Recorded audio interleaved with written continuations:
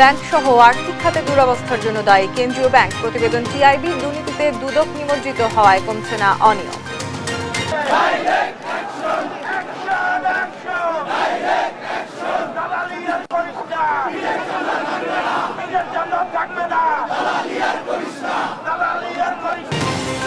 ভারতীয় অপপ্রচারের প্রতিবাদে নয়াপল্টনে বিএনপির বিক্ষোভ। বাংলাদেশ হাইকমিশনের নিরাপত্তায় ভারতের শান্তিরক্ষী মোতায়েনের দাবি। বাংলাদেশিদের বয়কটের ডাক ত্রিপুরা হোটেল অ্যাসোসিয়েশনের। ভারতকে ছাড়া টিকতে পারবে না, বাংলাদেশকে হেয় করে মন্তব্য ত্রিপুরার মুখ্যমন্ত্রী। ইসকন নেতা চিন্ময় দাসের জামিন শুনানি 2 জানুয়ারি। আজও আইনজীবীদের বিক্ষোভ। সমন্বয়ক হত্যা চেষ্টা মামলায় চালক হেলপার সহ 2 দিনের রিমান্ডে। রাজধানীতে আশঙ্কাজনক হারে বাড়ছে আইন শৃঙ্খলা বাহিনীর পোশাকের ডাকাতি। পুলিশের লুট হওয়া পোশাক কিনা খতিয়ে দেখার দাবি বিশ্লেষকদের। সিরিয়ার উত্তর পশ্চিমাঞ্চলে সরকারি বাহিনী ও রাশিয়ার বিমান হামলায় 25 জন নিহত। হামার দিকে অগ্রসর বিদ্রোহীরা।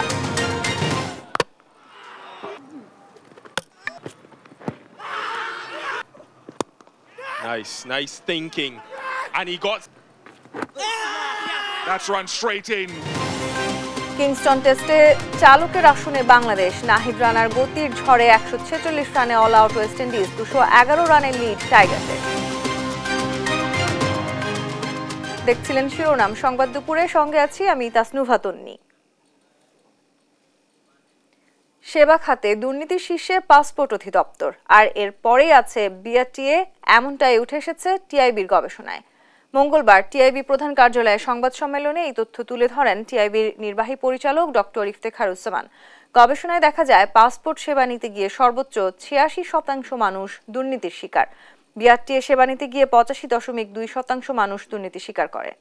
এছাড়া আইন প্রয়োগকারী সংস্থায় সেবা পেতে 71%, বিচারিক সেবায় 34%, স্থানীয় সরকার প্রতিষ্ঠানে 29% ক্ষেত্রে ঘুষ দিতে হয়। বিচারিক সেবায় পেতে সর্বোচ্চ 30,000 টাকা ঘুষ দিতে হয় বলে উঠে আসে টিআইবির গবেষণায়। ঘুষ ছাড়া সেবা না পাওয়া, যথাসময়ে সেবা পেতে ঘুষ দিতে বাধ্য হন সাধারণ মানুষ। দুর্নীতির অভিযোগের কোনো সুরাহা না হওয়ায় দুর্নীতি কমছে না বলে জানান ইফতেখারুজ্জামান। ক্ষমতার ব্যবহারের মাধ্যমে যে দুর্নীতি এবং যার সাথে একটা বিশাল ধরনের অর্থ পাচারের বিষয়টি জড়িত রয়েছে, যেটি নিয়ে আমরা সাম্প্রতিককালে আপনারা প্রকাশ করছেন, বিভিন্ন তথ্য প্রকাশ করছেন। টিআইবি বলছে, আমাদের শ্বেতপত্র কমিটি প্রকাশ করেছে তথ্য, সেটি হচ্ছে উচ্চ পর্যায়ের দুর্নীতির বিষয়, অর্থ পাচারের বিষয়। এই সুযোগে আমাদের যে আজকের যে জড়ি, তার সাথে উচ্চ পর্যায়ের দুর্নীতি বা অর্থ পাচারের কোনো সম্পর্ক নেই। এটা যে মানুষ মূলত সেবা নিতে গিয়ে যে সেবাগুলো যে দুর্নীতি শিকার হন, যার মধ্যে অন্যতম ঘুষ। তার পাশাপাশি দুর্নীতির আরো চিত্র আছে, আরো ইন্ডিকেটরস বা পরিমাপক আছে, সেগুলোকে বিবেচনায় নিয়ে গবেষণাটি করা হবে। ভারতের আগরতলায় বাংলাদেশ সহকারী হাইকমিশনে হামলার প্রতিবাদে বিক্ষোভ সমাবেশ করছে বিএনপি। রাজধানীর নয়াপল্টনে দলের কেন্দ্রীয় কার্যালয়ের সামনে থেকে শুরু হয় বিক্ষোভ। এতে নেতৃত্ব দেন বিএনপির সিনিয়র যুগ্ম মহাসচিব রুহুল কবির রিজভী। বিক্ষোভে বিএনপি, ছাত্রদল, যুবদল, মহিলা দল সহ অন্যান্য অঙ্গ সংগঠনের নেতাকর্মীরা অংশ নেন।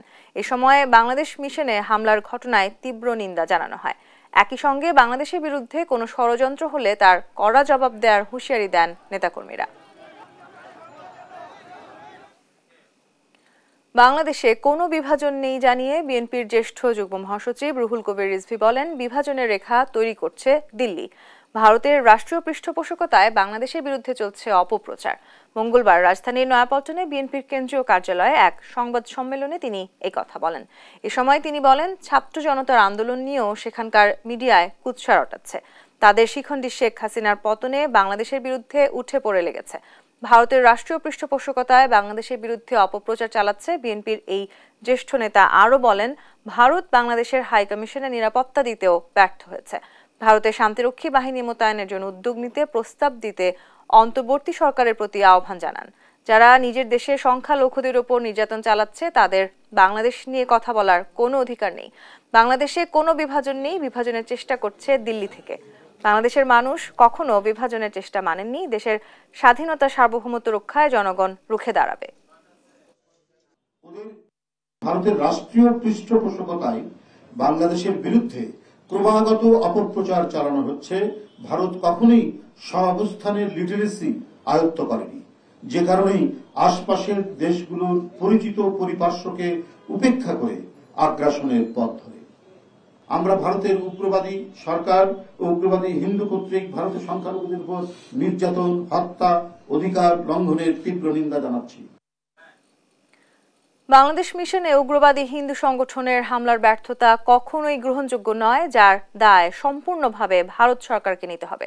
সকালে ঢাকা বিশ্ববিদ্যালয়ের মধুর ক্যান্টিনে বাংলাদেশের সহকারী হাইকমিশনে সন্ত্রাসী হিন্দুত্ববাদীদের হামলার প্রতিবাদে সংবাদ সম্মেলনে কথা বলেন সার্বভৌমত্ব আন্দোলনের সংগঠক শামীম রেজা। এ সময়ে তিনি আরও বলেন, শেখ হাসিনা সরকার ইন্ডিয়ার ট্রাম্পার হিসেবে কাজ করে গেছেন ভারতের এজেন্ডা বাস্তবায়ন করার লক্ষ্যে। যেই দেশ গরুর মাংস খাওয়ার জন্য মুসলিমদের হত্যা করে, তাদের মুখে বাংলাদেশের সাম্প্রদায়িক দাঙ্গার কথা মানায় না। ভারত সরকারে যারা এই ধরনের সাম্প্রদায়িক দাঙ্গাকে উস্কানি দিচ্ছে, তাদের আন্তর্জাতিক আইনে বিচারের দাবি জানায় সার্বভৌমত্ব আন্দোলন। ইন্ডিয়ার আগরতলায় বাংলাদেশের উপ হাইকমিশনে উগ্রপন্থী হিন্দুত্ববাদীদের যে হামলার ঘটনা ঘটেছে, তার দায় দায়িত্ব কোনোভাবেই ইন্ডিয়া সরকার এড়িয়ে যেতে পারে না এবং তাদের এটা দায় নিতে হবে। এমনকি যুদ্ধ চলাকালে কূটনৈতিক মিশনের উপরে কোনো আক্রমণকে বৈধতা দেওয়া যায় না। তাই আমরা সার্বভৌমত্ব আন্দোলনের পক্ষ থেকে এই ঘটনার তীব্র নিন্দা জানাই এবং এ ব্যাপারে কঠোর ব্যবস্থা গ্রহণের জন্য বাংলাদেশ সরকারের প্রতি জোর আবেদন জানাচ্ছি। বাংলাদেশ সম্প্রচার হওয়া সব ভারতীয় চ্যানেল বন্ধ চেয়ে রিট শুনবেন হাইকোর্ট। বুধবার বিষয়টির উপর শুনানি হতে পারে বলে জানিয়েছেন রিটকারী আইনজীবী। মঙ্গলবার বিচারপতি ফাতেমা নজিব ও বিচারপতি শিকদার মাহমুদুর রাজিব হাইকোর্ট বেঞ্চ উত্থাপন করা হলে রিট শুনবেন বলে আদেশ দেন। জনস্বার্থ বিবেচনায় রিট আবেদনটি শুনানির জন্য হাইকোর্টের কার্যতালিকায় বুধবার আসবে বলে জানিয়েছেন রিটকারীর আইনজীবী। এর আগে সোমবার বাংলাদেশের অভ্যন্তরে ভারতীয় সব টিভি চ্যানেলের সম্প্রচার বন্ধ চেয়ে হাইকোর্টে রিট দায়ের করা হয়। রিটে কেবল টেলিভিশন নেটওয়ার্ক পরিচালনা আইন 2006-এর 19 ধারা অনুযায়ী ভারতীয় সব টিভি চ্যানেলের সম্প্রচার নিষিদ্ধ করতে বলা হয়েছে। একই সঙ্গে বাংলাদেশে ভারতীয় টিভি চ্যানেলের সম্প্রচার বন্ধে কেন নির্দেশনা দেয়া হবে না তা জানতে চেয়ে রুল জারির আর্জি জানানো হয়েছে। তথ্য সচিব, স্বরাষ্ট্র সচিব, বিটিআরসি সহ সংশ্লিষ্টদের রিটে বিবাদী করা হয়েছে।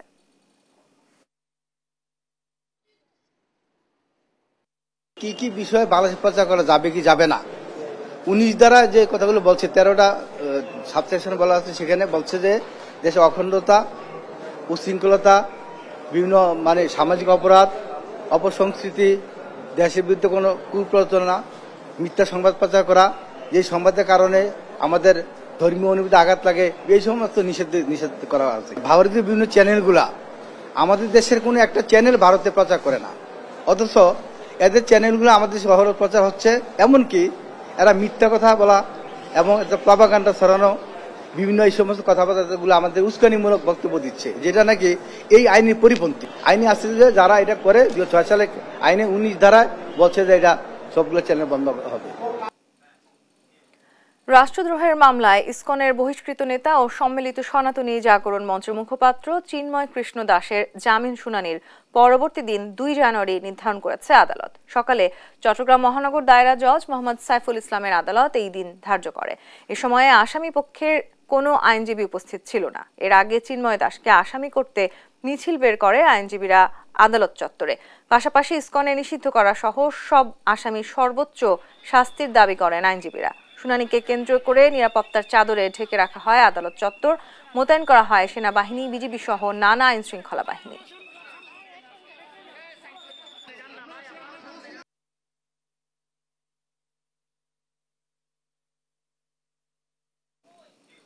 চট্টগ্রামের লোহাগড়ায় বৈষম্য বিরোধী ছাত্র আন্দোলনের সমন্বয়ক হাসানাত আব্দুল্লাহ ও সার্জিস আলমকে ট্রাক চাপা দিয়ে হত্যা চেষ্টার মামলায় 2 আসামিকে 2 দিন করে রিমান্ডে দিয়েছে আদালত। মঙ্গলবার সকালে তাদের আদালতে হাজির করে 5 দিনের রিমান্ড আবেদন করে পুলিশ। শুনানি শেষে চট্টগ্রামের সিনিয়র জুডিশিয়াল ম্যাজিস্ট্রেট মাহমুদ হকের আদালত রিমান্ড মঞ্জুর করেন।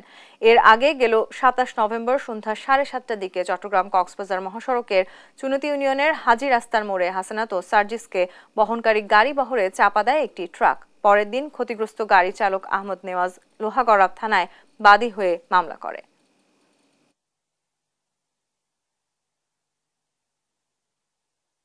লোহাগড়ায় ওনাদেরকে ট্রাক চাপা দেওয়ার ট্রাক চাপা দিয়ে উঠতে চেষ্টা করা হয়েছিল।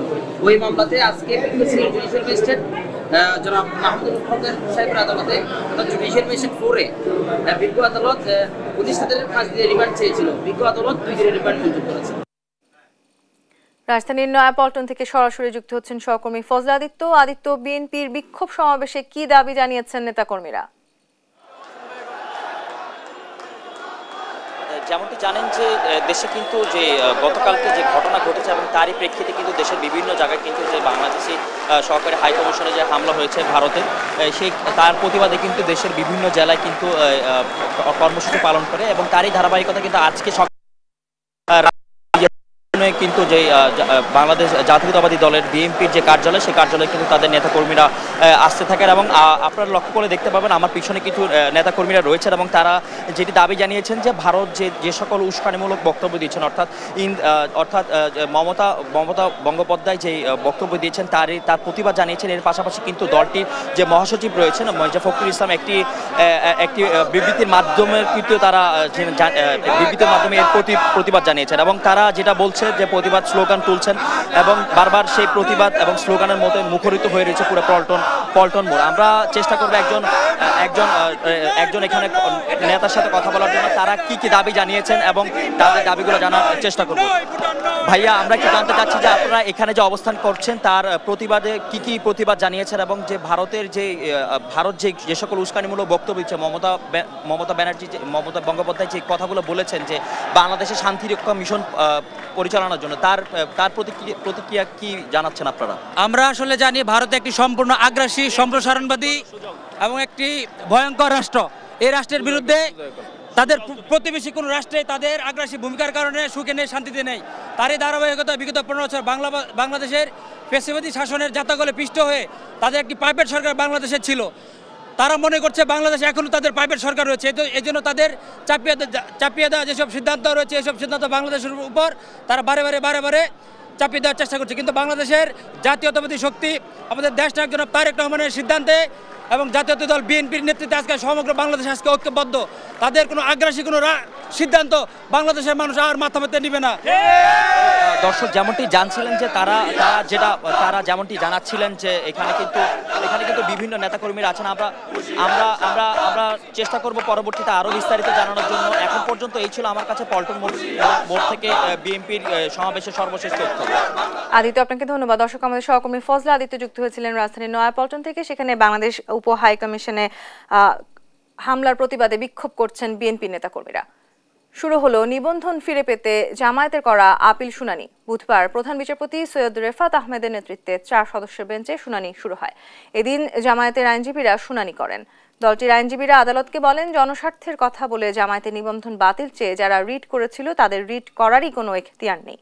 রাজনৈতিক উদ্দেশ্যে এই রিটটি করা হয় বলে আদালতকে জানানো হয়। পরে আদালত 10 ডিসেম্বর পর্যন্ত শুনানি মুলতবি করেন। দলের নিবন্ধন বাতিলের বিরুদ্ধে দেশের সর্বোচ্চ আদালতে আপিল করা হলেও শুধু আইনজীবী উপস্থিত না থাকার কারণ দেখিয়ে তাদের আবেদন খারিজ করে দিয়েছিলেন তৎকালীন প্রধান বিচারপতি ওবায়দুল হাসানের নেতৃত্বাধীন বেঞ্চ। ইলেকশন কমিশন কিন্তু হাইকোর্ট ডিভিশনে জামাত ইসলামীর পক্ষেই তারা লিখিত এবং মৌখিক সাবমিশন রেখেছে, কারণ তারাই তো রেজিস্ট্রেশন দিয়েছিলেন। এখন এসে আপিল বিভাগে যখন মামলাটি শুনানির জন্য এসেছে, অ্যাডভোকেট অন রেকর্ড সাহেব তিনি ইন্তেকাল করে মৃত্যুবরণ করেছেন। এই জন্য আইন অনুযায়ী ইলেকশন কমিশন থেকে তাদেরকে আরেকটা ফ্রেশ ইনস্ট্রাকশন নিতে হবে। এই ফ্রেশ ইনস্ট্রাকশনটাই তারা বলেছেন যে 1 সপ্তাহের ভিতরে ফ্রেশ ইনস্ট্রাকশন তারা নিয়ে আসবেন এবং আগামী মঙ্গলবারে এই ব্যাপারে পরিপূর্ণ শুনানি অনুষ্ঠিত হবে। 2014, 18, 24 সালের নির্বাচনের আগে ও পরে রাজনৈতিক হয়রানিমূলক মামলার তালিকা 17 ডিসেম্বরের মধ্যে প্রেরণের নির্দেশ দিয়েছে আইন মন্ত্রণালয়। আগামী 6 জানুয়ারি 2009 থেকে চলতি বছরের 2 অগস্টের মধ্যে 2014, 2018 এবং 2024 সালের অনুষ্ঠিত জাতীয় নির্বাচনের সময় রাজনৈতিক নেতাকর্মী অন্যান্যদের বিরুদ্ধে হয়রানিমূলক অনেক মামলার অভিযোগ পাওয়া যায়। আইন মন্ত্রণালয়ের অধীনে এসব মামলার তথ্য সংগ্রহের নির্দেশ দেওয়া হয়েছে। নির্দেশনায় উল্লেখ করা হয়েছে, সংশ্লিষ্ট জেলা বা মহানগরগুলো থেকে সব মামলার তালিকা আগামী 17 ডিসেম্বরের মধ্যে জমা দিতে হবে। সরকার এসব মামলা পর্যালোচনা করে প্রয়োজনীয় ব্যবস্থা নেওয়ার পরিকল্পনা করছে। দেখছেন সংবাদ দুপুর। পায়ে পড়ে ঝগড়া করলে বাংলাদেশের মানুষ আর কোনোদিনও ভারতমুখী হবে না বলে মন্তব্য করেছেন নৌপরিবহন উপদেষ্টা এম শাখাওয়াত হোসেন। দুপুরে চাঁদপুরে নির্মিতব্য আধুনিক নৌ বন্দর পরিদর্শন শেষে তিনি কথা বলেন। এ সময় ভারতকে উদ্দেশ্য করে তিনি বলেন, প্রতিবেশীদের শান্তিপূর্ণ সম্পর্ক চায় বাংলাদেশ, তবে এভাবে হেনস্থা করতে থাকলে ভারতকেও মনে রাখতে হবে এটা 18 কোটি মানুষের দেশ। এ সময় জেলা প্রশাসক, পুলিশ সুপার সহ অন্যরাও উপস্থিত ছিলেন। আমরা আমাদের প্রতিবেশীদের সাথে শান্তিতে থাকতে চাই, কিন্তু ওনারা যদি পায়ে পড়ে ঝগড়া করেন তাহলে বাংলাদেশের লোক তো আর কোনোদিন ওই দেশমুখী হবে না। যদি বাংলাদেশকে এইভাবে হেনস্থা করতে থাকে, মনে রাখবেন এটা 18 কোটি লোকের দেশ। এটা অন্য ছোটোখাটো দেশ আপনাদের আশেপাশে যা আছে তা নয়। রাষ্ট্রপতি কুচকাওয়াজে যোগ দিয়েছেন সেনাপ্রধান জেনারেল ওয়াকারুজ্জামান। বাংলাদেশ মিলিটারি একাডেমির 87তম বিএমএ দীর্ঘমেয়াদী ও 59তম বিএমএ স্পেশাল কোর্সের অফিসার ক্যাডেটদের কমিশন প্রাপ্তি উপলক্ষে আয়োজিত রাষ্ট্রপতি কুচকাওয়াজে যোগ দেন তিনি। পাশাপাশি কৃতি ক্যাডেটদের মধ্যে পুরস্কার বিতরণ করেন সেনাপ্রধান। এর আগে চট্টগ্রামের ভাটিয়ারির বিএমএ প্যারেড গ্রাউন্ডে পৌঁছালে 24 পদাতিক ডিভিশনের জিওসি সহ ঊর্ধ্বতন সামরিক কর্মকর্তারা তাকে স্বাগত জানান।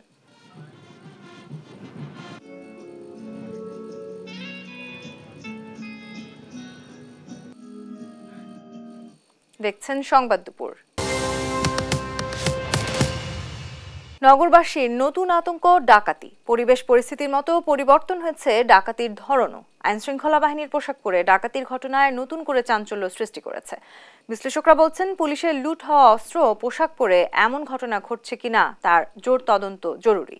শাহাদাত নিশাদের রিপোর্ট। সন্ধ্যা 7:54। সিসিটিভি ফুটেজে দেখা যাচ্ছে এক যুবকের সন্দেহজনক গতিবিধি। রাজধানীর রামপুরা উলন রোডে এক লোক পাহারা দিচ্ছে এবং তার ইশারায় একে একে প্রবেশ করছে আরো কয়েকজন। কিছুক্ষণ পর সেই লোকটি আবার আরেকজনকে নিয়ে প্রবেশ করছে। রাত 8:12 তড়িঘড়ি করে বেরিয়ে যাচ্ছে সেই সন্দেহভাজন লোকটি। খালি হাতে প্রথমে দেখা গেলেও বের হওয়ার সময় হাতে একটি ছোট ব্যাগ। একে একে বেরিয়ে যাচ্ছে বাকি লোকগুলো। এবার আসা যাক ঘটনার পেছনের ঘটনায়। এই ভবনটির দ্বিতীয় তলায় থাকেন বাড়ির মালিক আবুল বাশার। সেদিন মূলত এই বাসায় প্রবেশ করেছিল সন্দেহভাজন লোকগুলো। ডিবি পুলিশের পরিচয় চালায় তল্লাশি। হাতিয়ে নেয় বাসার মধ্যে থাকা নগদ টাকা, স্বর্ণ ও $40,000। আমরা হ্যান্ডকাপ লাগাইছে, কইছে ডিবির হেডকোয়ার্টার নিয়ে যাব। ইয়াতে হেডকোয়ার্টার লাগাই। আমি তো কোনো অপরাধ করি না। হেডকোয়ার্টার কি জন্য অস্ত্র পাই করতে হবে না? সব বাংলাদেশ চেক করছে, চেক করে এরপরে এই লকারটা খুলছে। লকার খুলে এখানে ডলার টাকা ছিল, ওইটা খুলছে, স্বর্ণ ছিল, এগুলো সব লইয়া। এদিকে এমন ঘটনায় উদ্বেগ প্রকাশ করেন স্থানীয় বাসিন্দারা। জানান নিজেদের নিরাপত্তাহীনতার কথা। সামাজিক একটা প্রতিরোধ গড়ে তোলা দরকার এবং আইনশৃঙ্খলা বাহিনীর সাথে একটা কোঅপারেশন, মিউচুয়াল কোঅপারেশন থাকলে আমরা আরেকটু নিরাপদ অনুভব করতে পারবো। এটাকে নিশ্চয়তা দিতে পারে। আজকে এখানে হচ্ছে আমার বাসা, এটার পাশেই হতেই পারে, এটা নিশ্চয়তা তো নাই। সরকারিভাবে যারা দায়িত্ব পালন করে তারা যদি এখানে এই দিকটা কেয়ার করে তাহলে আমাদের জন্য খুব ভালো হয়। যদিও আইনশৃঙ্খলা বাহিনী জানায় সিসিটিভি ফুটেজ বিশ্লেষণ করে আসামিদের শনাক্তের চেষ্টা চলছে। এটা আমরা আমাদের টিম কাজ করতেছে। সিসি ফুটেজগুলি আমরা অ্যানালিসিস করছি। আমরা আশা করছি তদন্তের আমরা কিছু ইন্ডিকেশনও পেয়েছি। আশা করা যায় খুব অল্প সময়ের মধ্যে এটা রহস্য উদ্ঘাটিত হবে এবং আসামি শনাক্ত হবে। রাজধানীতে এভাবেই প্রতিনিয়ত ঘটছে ডাকাতির ঘটনা। আইনশৃঙ্খলা বাহিনীর পরিচয়ে ডাকাতির ঘটনাও নতুন কিছু নয়। এর আগে গেল 11 অক্টোবর মোহাম্মদপুরের একটি বাড়িতে সেনাবাহিনী ও র্যাবের পোশাক পরে নগদ টাকা, স্বর্ণালংকার লুটের ঘটনায় আলোচনার সৃষ্টি করেছে রাজধানীতে। ডিএমপির তথ্য মতে গেল আগস্টে রাজধানীতে ডাকাতির ঘটনায় মামলা হয়েছে 4টি, সেপ্টেম্বরে 5টি, অক্টোবরে 6টি ও নভেম্বরে 3টি। 1 আগস্ট থেকে 1 ডিসেম্বর পর্যন্ত র্যাবের হাতে গ্রেফতার 112 জন ডাকাত। এদিকে রাজধানীতে এমন অভিনব কায়দায় ডাকাতির ঘটনায় আইনশৃঙ্খলা বাহিনীকে আরও সক্রিয় হওয়ার আহ্বান জানান অপরাধ বিশ্লেষকরা। জনমনে এক ধরনের ভয় ভীতি সৃষ্টি করে সে তাদের এই যারা অস্ত্র যাদের কাছে আছে তারা তাদের স্বার্থ পূরণ করতে চাইবে। তারা যে এই নিজেদেরকে প্রকৃতভাবে কোনো বাহিনীর সদস্য প্রমাণ করার জন্য যে উপকরণগুলো তারা ব্যবহার করছে এগুলোর উৎস কোথায় সেগুলো খতিয়ে দেখেই সামগ্রিকভাবে সমস্যাটির বা অপরাধটির নিয়ন্ত্রণ বা প্রতিরোধের ব্যবস্থা করতে পারলেই কিন্তু এখান থেকে পরিত্রাণ মিলবে। একই সাথে পুলিশের লুট হওয়া অস্ত্র ও পোশাক ব্যবহার করে এমন অপরাধে জড়াচ্ছে কিনা সে বিষয়ে কঠোরভাবে নজরদারি বাড়ানোর আহ্বানও জানান তারা। শাহাদাত নিশাদ, দেশ টিভি, ঢাকা। আন্তর্জাতিক প্রসঙ্গ, ত্রিপুরায় বাংলাদেশি পর্যটকদের বয়কটের ডাক দিল রাজ্যের হোটেল অ্যাসোসিয়েশন। বাংলাদেশের কোনো পর্যটককে হোটেলে জায়গা ও খাবার না দেওয়ার ঘোষণা দিয়েছে সংগঠনটি।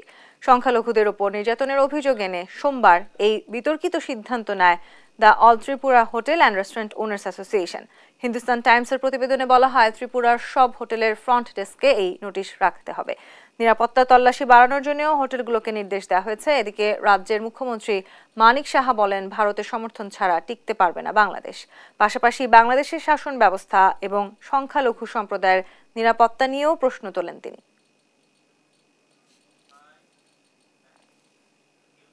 সিরিয়ার উত্তর পশ্চিমাঞ্চলে সরকারি বাহিনী ও রাশিয়ার বিমান হামলায় নিহত হয়েছেন অন্তত 25 জন। দেশটির আলেপ্পোর সামরিক ঘাঁটি ও ইদলিব পুরোপুরি নিয়ন্ত্রণে নিয়ে হামার দিকে এগোচ্ছে বিদ্রোহীরা। আর বিদ্রোহীদের সন্ত্রাসী আখ্যা দিয়ে মিত্র রাশিয়া ও ইরানকে নিয়ে সর্বশক্তি দিয়ে লড়াইয়ের ঘোষণা দিয়েছেন সিরিয়ার প্রেসিডেন্ট বাশার আল আসাদ। এদিকে গৃহযুদ্ধের অবসানে রাজনৈতিক সমাধান চেয়েছে যুক্তরাষ্ট্র। রায়হান কবির শুভ্রর ডেস্ক রিপোর্ট। সরকারি ও বিদ্রোহী বাহিনীর পাল্টাপাল্টি হামলায় রণক্ষেত্র সিরিয়া। দেশটির গুরুত্বপূর্ণ শহর আলেপ্পো, ইদলিব ও হামায় বিদ্রোহী গোষ্ঠীর আক্রমণের মুখে শুরুতে পিছু হটলেও পাল্টা আক্রমণ শুরু করেছে সিরিয়ার সরকারি বাহিনী।